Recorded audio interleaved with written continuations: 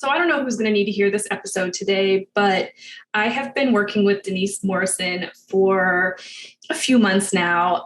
She's a client of mine, and I have just been so inspired by the work she does and the way that she approaches her business. She does a lot of mindset coaching. She does a lot of mixing the physical with the mental and making sure that we are, as a whole person, living our best lives. And so I wanted to have her come on today's episode to share some of her experience in growing her business and becoming a one-on-one coach and kind of jumping into the unknown. And also just give you some words of wisdom for wherever you're at in your business so that you can really feel empowered to keep doing the incredible work that you're doing. My name is Sammy Bedell-Mulhern, and I am the host of the Digital Marketing Therapy Podcast. And I thank you so much for joining me for this and every episode. I'm so excited for you to hear this conversation with Denise. It was really powerful. I got goosebumps a few times, and she is just an incredible person. And I know that you will fall in love with her as well. Denise Morrison is a transformational guide and thinking partner for powerful women who want to live to their full potential. So, take a listen to this episode. You might need to listen to it a couple times. Keep it bookmarked for when you're just having a day and you might need to hear these messages again. I think it's going to be pretty powerful. But before we get into it, this episode is brought to you by my patrons. Head on over to thefirstclick.net/Patreon so that you can check out all of the incredible resources that are here for you to take action on these episodes. Again, that's thefirstclick.net/Patreon. You can become a patron for as little as $5 a month, and I would love to see you there. Let's get into the episode. You're listening to the Digital Marketing Therapy Podcast. I'm your host, Sammy Bedell-Mulhern, and each week I bring you tips from myself and other experts, as well as hot seats with small business owners and entrepreneurs to demystify digital marketing and get you on your way to generating more leads and growing your business. Hey, everybody. Please join me in welcoming Denise Morrison to the podcast. Denise, thank you so much for joining me today. Thank you for inviting me, Sammy. Yeah, and we have the pleasure of working together. So I am so excited that you're on the podcast. But why don't you just maybe share, because it's a fairly newish kind of transition that you're working on right now from, in growing and starting your coaching business. So kind of when you decided to start adding this layer into your work, like what was that like? What was the most stressful part of deciding to start a one-on-one coaching business? Let me just cry for 1 second and freak out inside. Well, it was being out there on my own, putting myself out there for all the world to see potentially. Because I've always been a physical therapist where patients will come in and I evaluate and I treat them and we get rapport and relationships and it's one-on-one. And that was easy. I could do that simply. Someone took care of the money. Someone took care of the marketing. I just showed up every day. But going out online for someone who really never would speak up or was afraid to speak up in the world, holy cow. It was frightening, to say the least. Well, and I love the parallel. That's why I love the parallel of nonprofits and people going into one-on-one coaching, because I think it's the same thing. Like we start it because of the passion and because we really want to make a bigger impact on the people we serve, not necessarily because we're equipped to start that business. So kudos to you for taking that leap, because that's a leap of faith for sure. But what was kind of maybe something that you would go back and tell, like if you could go back in time and tell yourself, like what's one thing that maybe you learned along the process that you would like to kind of share with other people? Oh gosh, if you're a medical professional or someone in a similar kind of career or position that I was in, where you were spoiled by having an endless stream of clients, patients coming in,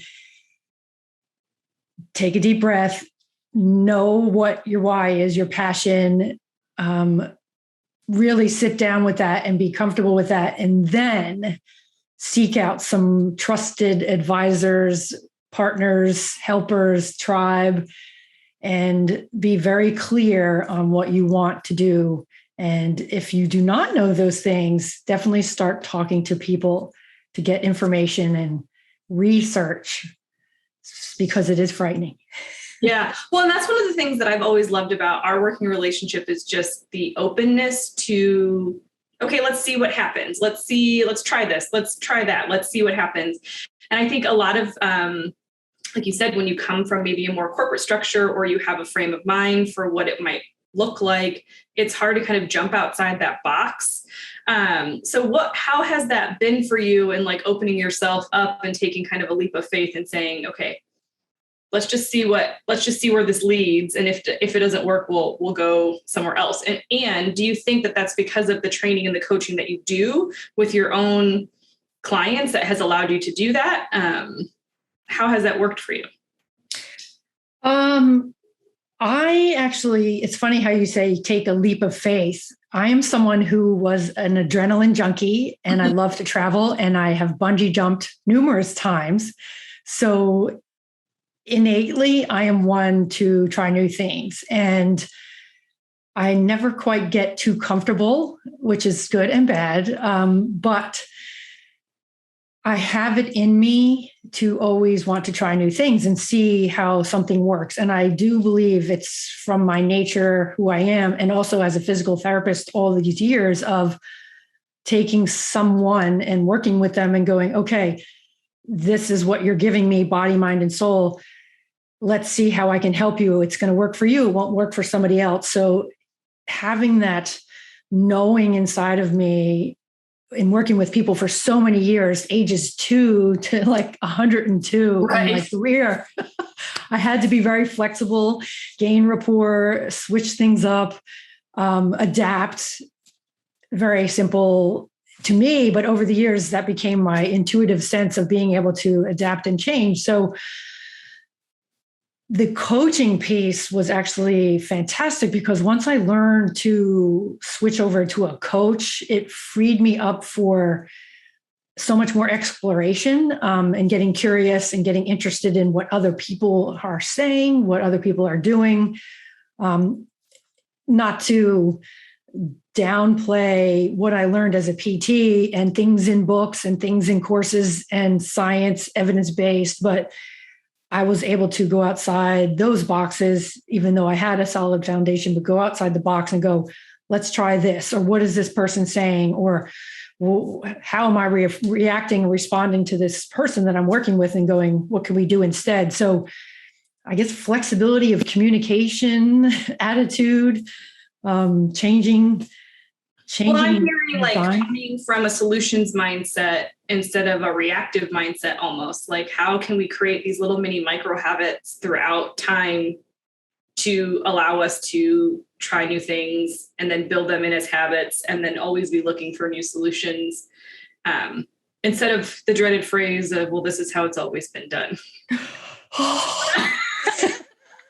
I know it like automatically evokes anxiety in me, and I know it does for you too.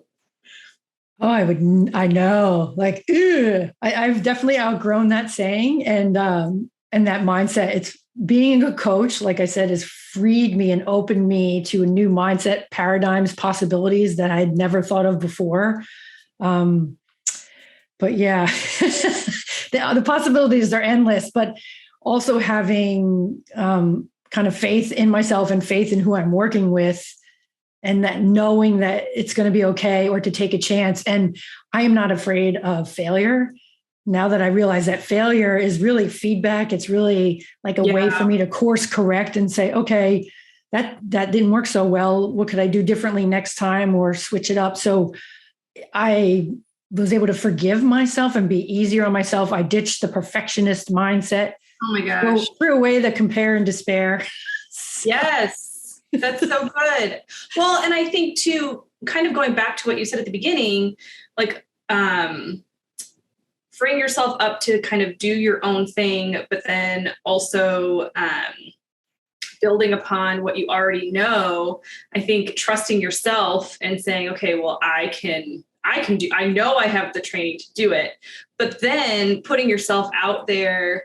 I think that can be really hard at the beginning, and all, whether you're a personal brand, whether you're a nonprofit, that's kind of whatever, like you have to still take that leap of faith that people are going to care about the project that you're working on. So like any advice that you have for people that are either just thinking about starting something or are just feeling like they don't like the limelight, or like, how have you navigated all of that? Whew, that's a biggie. Lots of questions, lots of insights coming out of me as you're saying that. Well, know that you're capable of anything. And really, you do have a gift and a message inside of you. And what you have to say matters. And what you've been through, your story matters. And you are here to contribute in some way, whatever way feels comfortable to you. So jumping back to actually thinking about like branding myself, it was such a transformational journey for me to come out of my shell and actually become my own brand, and have people like yourself and your cousin design a storefront, a website, programs, packages based on me and who I was. And I mean, it was nerve-wracking and exciting at the same time. So, but that comes with the territory. That's just part of it. Not being resistant to or afraid of any emotions that come up. That's just part of the gig, really. Yeah. It just happens at a more public level when you're shining out on the big wide world of social media. So. Oh my goodness. Well, I think it's easier said than done, but I think the more you can say, the negative feedback or the people that don't interact or that don't care aren't my people anyway. So like you were talking about, how do you find that core group of people that are who you want to work with? In any sense, like the people that don't agree with us aren't necessarily saying we're bad at what we're doing. It's just that they're not the right people for our product, our service, or our organization. Yeah. And I think that's fantastic. I mean, I was a huge Dunkin' Donuts coffee drinker forever and ever and ever. And I would never touch a Starbucks. And now forget about it. Yeah. We all have it's that customer experience, that brand, and how we relate to people. So when you think about all of the things that you've done over the course of the years that you've been in your business, I know you've had some ups, you've had some downs, you've had some things that haven't worked well. Like, what has been the thing that has kind of kept you still saying, like, I know, like you said, I am somebody of value. I provide value. I have a message that deserves to be out in this world. I can help people. Like, how do you kind of keep moving through all of that? Well, that little voice inside of me, and which I also call my intuition, it's that knowing inside of me that what I want to share with the world is super important and it's valuable to those that I want to work with, or those that are coming into my life. Having wonderful support like yourself, your cousin, and my coach tribe. I really have a wonderful community of women, like-minded coaches who, when we fall down, we pick each other up. We hear each other out. We support one another, and having that abundant community of love and support, like no judgment, no shame. Let's help pick you back up. That has made all the difference in my life, to just keep going and knowing that I'm doing the right thing. And yeah, that's like feeling important is what I've learned. And it's okay to speak up. Gosh, so much. Yeah. Well, I think that's so true. Not surrounding yourself with the yes people, but who are the people that are in your corner? Because I have the same thing. I have a few ladies that we meet every Monday, and we go through our goals, and we go through like what are we wanting to do? And we're very open and transparent, and we give each other that great feedback, but it's from a trusted group of people. Mm-hmm. So I value everything they're saying to me, positive, negative, or otherwise. And I think it can be hard to find some of those people, but mentorship and finding a common network. So like my group is all sole proprietors that are doing coaching.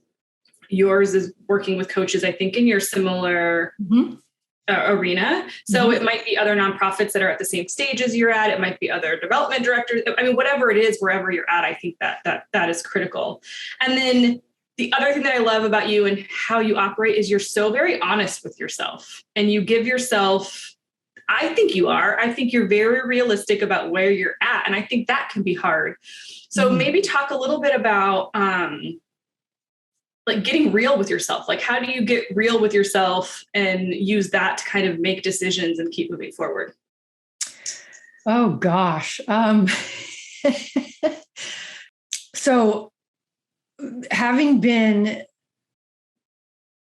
trained mostly in physical therapy and examining one's body and examining someone else's body in a very intimate manner truly opened up the floodgates for I am who I am, and this is where I am in the world. And my job was to intimately connect with people, touch people. And so I became very in tune with my body, who I was, what I'm capable of. I value my emotions and their input to me. So I trust my emotions, maybe more so than some others, because they're valuable insights for me to know yes or no, choose this direction, not that direction. And like you said, like have people in my tribe that I can trust, or maybe it's time to move on from that tribe.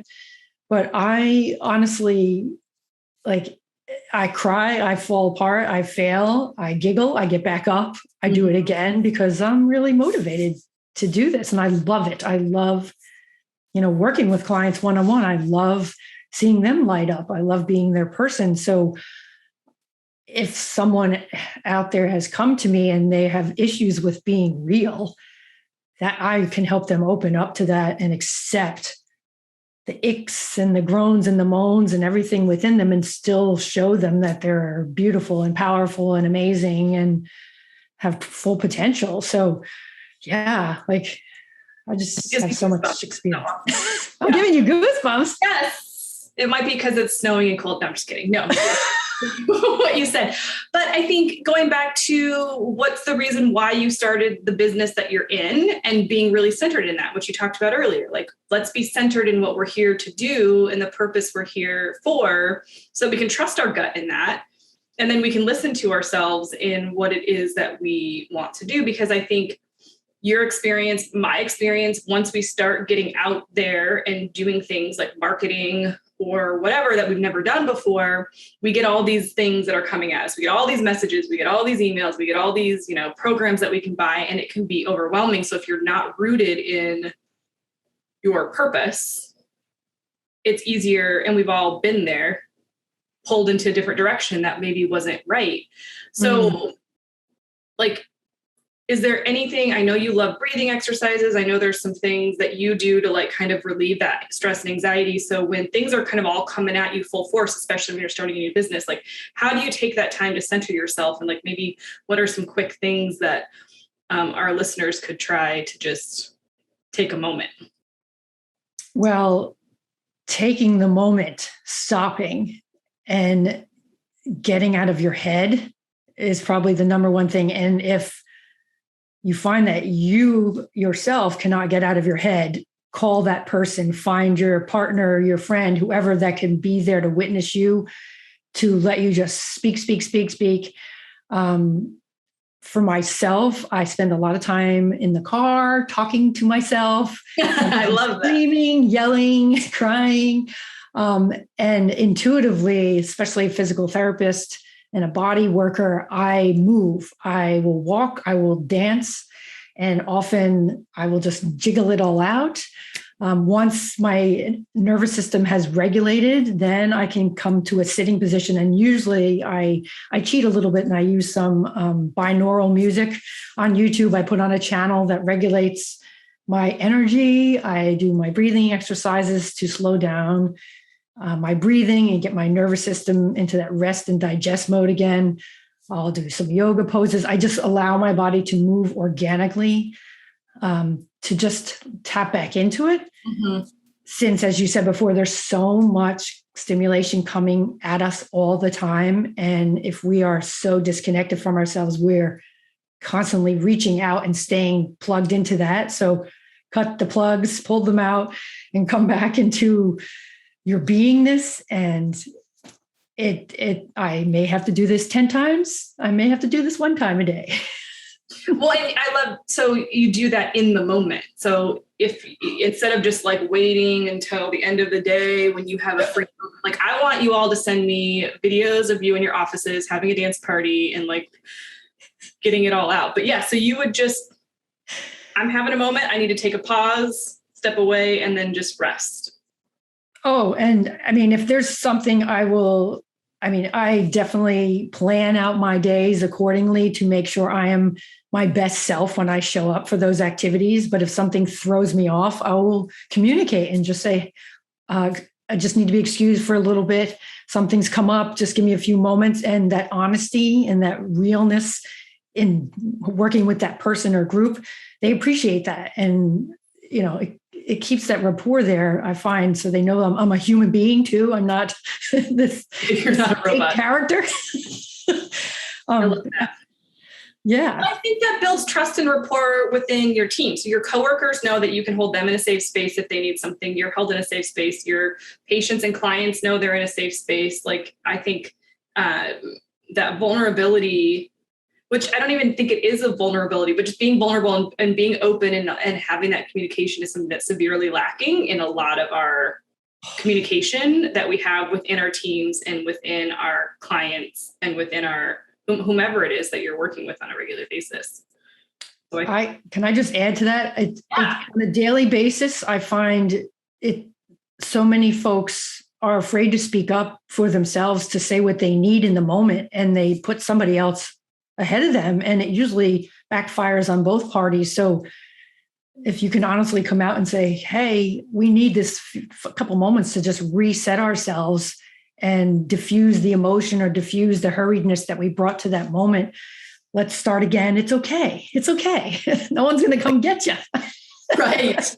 You're not going to get fired. The whole world is not going to fall apart. Like, you can take a moment. Well, and I think that, the bulk of the population that you serve, which are healthcare workers, other PTs, people that are in the mental health space, therapists, it's a very similar thing, even before COVID, as like development directors and fundraisers. Like, the burnout in those career paths is huge. And I think now, even post-COVID, it's even worse, obviously.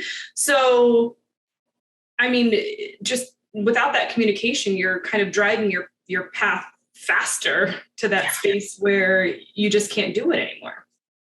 And really, we shouldn't have to push ourselves so hard. I mean, you and I both know there's so many manifested illnesses, diseases from overworking the body, the mind, everything. And if you're not catching it in time, you're not good to yourself, your family, or anybody else. And so, yes. Oh, gosh, that's a sensitive topic. I can feel my heart beating. Well, I know. And especially as I know you work with a lot of females, I work with a lot of females, women are also terrible at, like you said, speaking up for ourselves and putting ourselves first and taking time for that. And that's critical.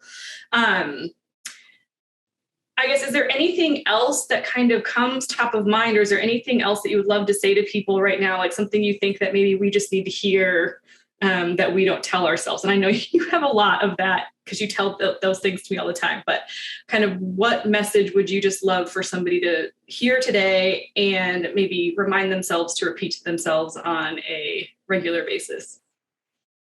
You are enough. You are perfect as you are. Your gifts are inside of you. When you get really quiet and still, they're there. You know what to do. You always know what to do. And tuning into that is so powerful and kind of like the secret of everyone's success once they tap into that. And then it's easier to deal with outside forces, outside stimulation, so to speak, because if you're not really true to yourself, you'll come off as fake and making stuff up and incongruent. and you won't be your best self. And people feel that. I mean, oh my gosh, people feel that. Yeah. I feel that. And that's something I have to remind myself all the time, because I think the comparison game is huge right now. And I think that is, for me, the hardest thing, to watch people go into comparison mode as opposed to collaborative mode. And I know you have lots of thoughts on that as well, collaboration versus comparison of trauma, because we're all experiencing trauma right now. The pandemic has been the biggest trigger for trauma presently and in folks past. Holy cow, it's enormous. Yeah. Well, I think people might be dancing in their office right now, or crying in their car with you, or giving themselves a hug, or laying on the floor. I don't know. But I just think it was so important to have this conversation and just have something out there where people can remind themselves that it's going to be okay, that we've all been there, and we can all take time for ourselves and do things for ourselves that make the most sense for us, regardless of what somebody else thinks that right thing is. So, Denise, if people want to know more about you, I know you have a ton of great resources. How can people seek you out and learn more about you and what you do? So I have a website, DeniseLynnMorrison.com. I'm on Facebook and Instagram and LinkedIn and TikTok. TikTok is my playtime to unleash the stress. But yeah, and head to my website. You can contact me, email me, jump into my Facebook group. I love chats. I love Zoom chats, and I find it so much more powerful if we chat and I see your face or hear your voice, because we really need one-on-one human connection right now more than ever. And I will be your person. I will shut up and listen to you and just really be present for you, instead of most of folks you go to, they want to give advice and tell you how it is and try to make you feel better and fix your problems. And I'm here to hear you and to witness you and give you space. And yeah, that's what I do. So that's how you can find me. That's beautiful. We will also link all of those things up in the show notes at thefirstclick.net/podcast. So you could head on over there, and all of her resources will be there for you to check out. Denise, thank you so much for joining me today. Thank you. It's been a pleasure, and I love working with you. Ditto. So, I mean, come on, how incredible was that? Thank you again to Denise for joining me on this episode. It was, I know I'm going to listen to it a couple times whenever I'm feeling like I need a little boost. But I so appreciate her words, her time, and just the feedback and sharing her experience on how she's been able to move and navigate through all of the things that we all do. When you're not a marketer and you're starting your own business and you've never done that before, you're starting your own nonprofit, you have all the passion in the world, but that doesn't necessarily mean it's so. I hope you'll subscribe wherever you listen so you don't miss out on another episode. Head on over to thefirstclick.net/YouTube if you want to watch video versions of these episodes. And I hope you have a very blessed day. I'll see you in the next one.